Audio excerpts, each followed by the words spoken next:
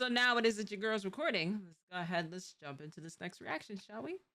Now, Jacob threw, shout outs to you, the best I understand it now moments. So without further ado, y'all, let's get into this video. Y'all, let's do it. So as the cannon fired at Poe, he was just looking at it in slow-mo. And then he said the words we was all waiting to hear. I understand it now. And this man really caught a cannonball, spun with it, and threw it back. Now, if you've been on the internet for the past few weeks, you've probably seen the term I understand it now being used everywhere, bruh. Yes. I understand it now. And in simple terms, it basically Don't even just know means the you origin understand behind it. something after something happening, bro. Pretty self-explanatory, you know what I'm saying? But today we gonna talk about the best I understand it now moments in fiction, bro. And of course, like a Jacob Do video, we gonna rank them on a I understand it scale, bro. And I'm gonna do a tier list for this one. So let's get into it, boy. Now to start things off, I wanna talk about when Batman had an I understand it now moment. And this one was tough, y'all. And so for starters, my boy Batman was trapped in Bane's secret dungeon or something. Nah, and this man Bane was crazy. talking crazy, bro. He was on some, "You are not Batman.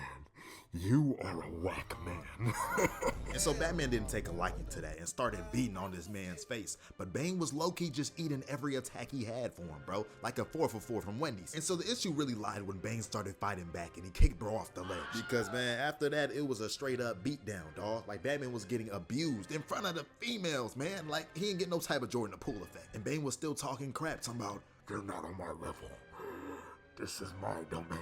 What am I talking about, man? And then to end things off, Bane put Batman over his head like some free weight in the gym and dropped him on his knee, bro. He broke his back, bro. He need to call Life Alert or whatever it's called. And then Bane just took his mask and was like, "Oh, I got a new souvenir." Like, I'm not gonna lie, he went out sad right here, bro. Spider-Man would never. But I told y'all, this is a Batman I understand it now moment. Cause boy, that next fight they had, my boy Batman was in that mode. So there was like a riot thing going on. I'm not sure the context, but who cares? Cause all you need to know is Batman popped out this smoke mad smooth. Like, whole time Bane over here putting in work just farming XP. But little did he know Batman was bout it. So I've read Bane got his cool little punches in on Batman, but he wasn't folding so easily. And I know Bane peeped that after this combo Batman hit him with. So after some struggling, Batman really said something. I understand it now. And he ended up slicing Bane's mask, knowing he was gonna be in pain without it working properly. And after that, Batman had a field day. He said, "This is that get back for that back attack you had on me back at that."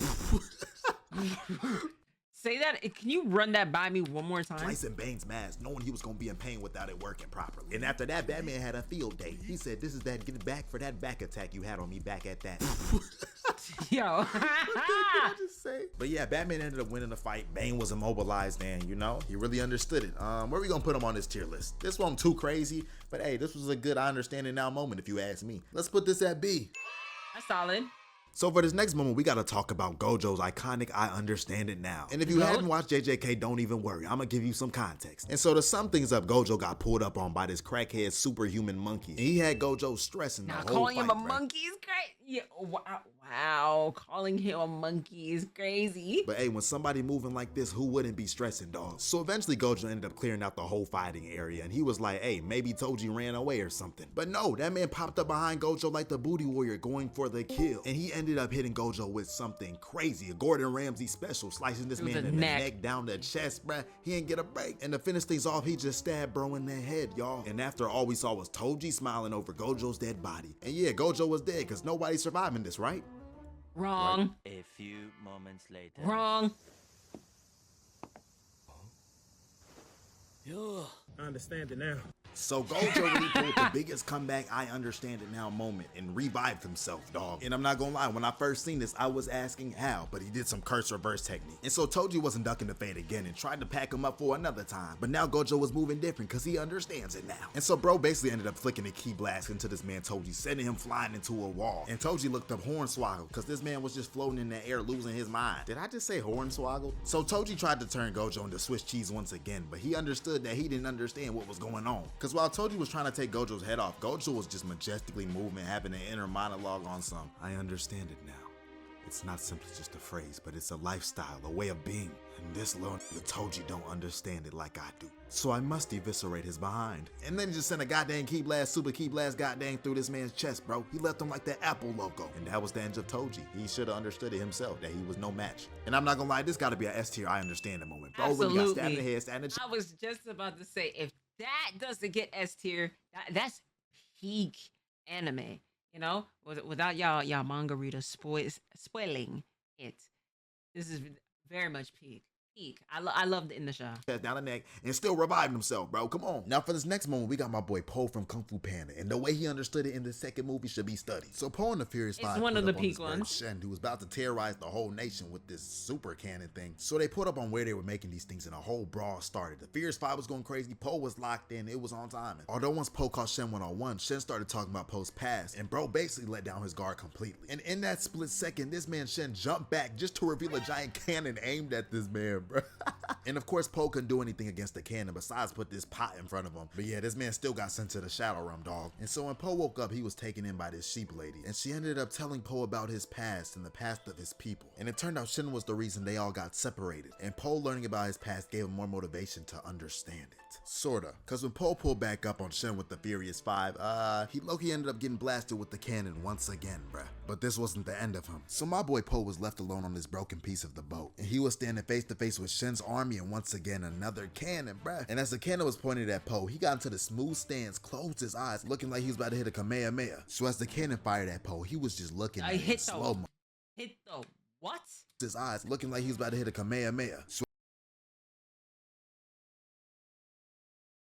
I'll let you rock with that. as the cannon fired at Po, he was just looking at it in slow-mo, and then he said the words we was all waiting to hear. I understand it now. And this man really caught a cannonball, spun with it, and threw it back. And after this, Shen thought it was a fluke, so he said, hey, fire some more. But they were not working on this man Po. He was in the zone of understanding it. So finally, Po caught one last cannonball and decided this was gonna be the end game. And my boy literally started levitating with that John and turned into the goddamn yin and yang symbol. And then he threw that thing back at Shen, eviscerating the whole entire ship, dog. And yeah, I'm gonna leave it at that, cause that was legendary, bro. Po was that dude. And you know, for this moment, I'm gonna that kind of reminds me of the Boondocks episode. That dodgeball one, if you know, you know. If you know, you know. That was the coolest Kamehameha it is that, you know, I've seen in Kung Fu Panda. Loki put it at A because Po was, I don't know, I just feel like A is where it belongs. Now continuing on, my boy Spider-Man be having the coldest I understand it now moments. And I'm talking about the one versus Mysterio.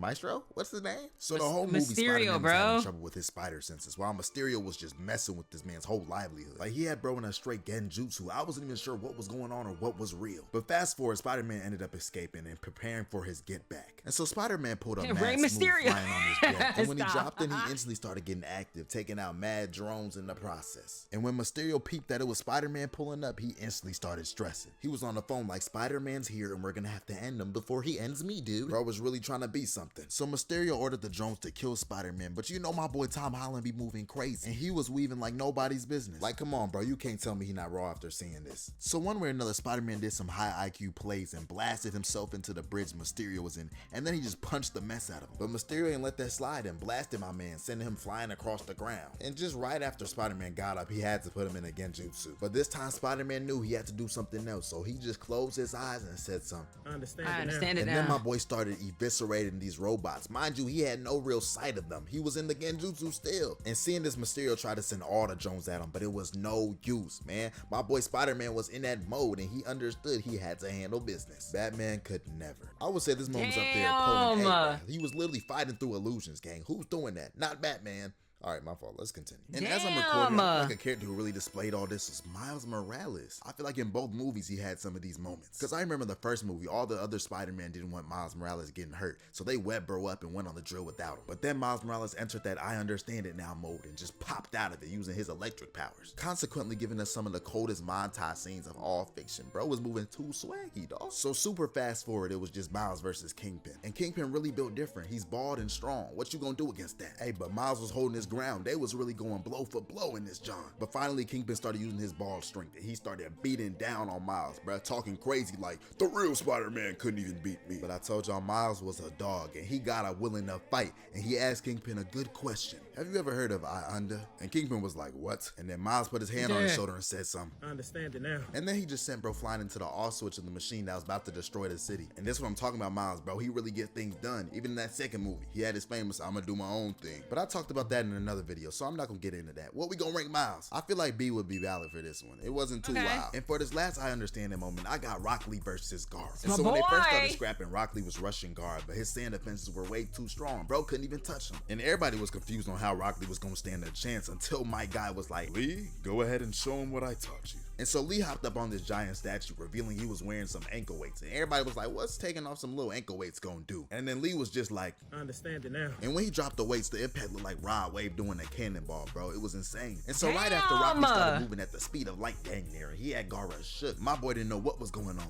Until finally he had Gara with the meanest fake out and punched the crap out of this dude. And my boy Gara started tweaking out because he ain't never felt nothing like that before. But Lee was not done, because then he just speed blitzed bro again and kicked him up in the chin so hard he sent him flying into the air. And he continued to defy gravity, just cooking bro. And then he hit him with his iconic move, Primary Lotus. And looking back, bro, Rock Lee used to be trying to kill people with this move, dog. Like head first into the ground while spinning. Come on, dude. These were murder attempts for sure. I mean,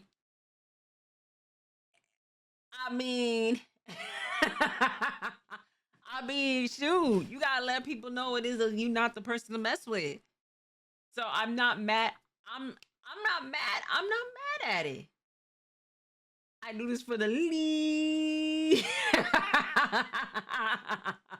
Hey, that's what he was trained to do. Stop it. You know what I'm saying? And after this violation, Gara got kind of serious and started flinging bro around a little bit. But then Rock Lee was like, hey, I'ma up it again. I understand it for a second time. And he opened 8 gates on that man. And then he started violating Gara even more. He had him stuck in the animation, dog. And you know, I don't even want to cover the rest of the fight because Rock Lee low-key bossed. And I always cover this fight, I feel like. So let's just rank this moment. And you know, I gotta be controversial. I'm putting this moment at a C. Don't at me. Come on, let's fight him.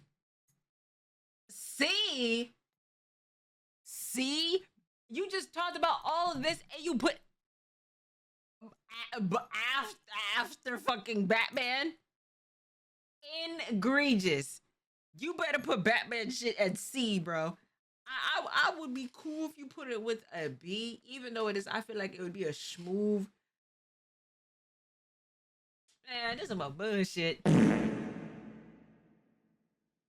Below fake Spider-Man is wild. Wow, that fake Spider-Man is crazy. About it. Look, y'all, that's gonna wrap it up for this video, man. I hope y'all enjoyed for real, and consider subscribing, bro. How you gonna watch the video and not subscribe? Come on, gang. Last thing, actually, follow me on Instagram, bro. Y'all DM me, send me a message, whatever, bro. I'm gonna respond, maybe.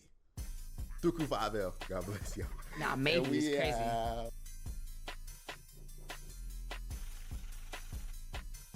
Lee wasn't really getting beat for real like the others. Fair. You do got a point.